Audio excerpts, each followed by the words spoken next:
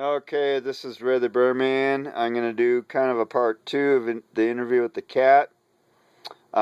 He seems to be very upset about building a stadium in downtown Colorado Springs for games when a lot of people are asking about the bus system, bus routes, etc. They're talking about increasing more routes. Instead, they decrease.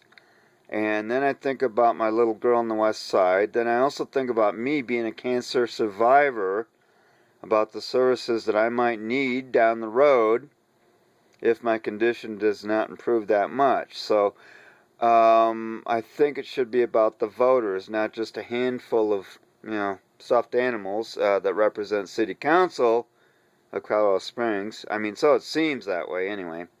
So it seems like the voters should have opinions. So I'm just making a YouTube video because it should be about the people, not just a handful of stuffed animals at City Council.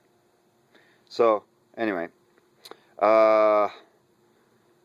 let's get some ideas here.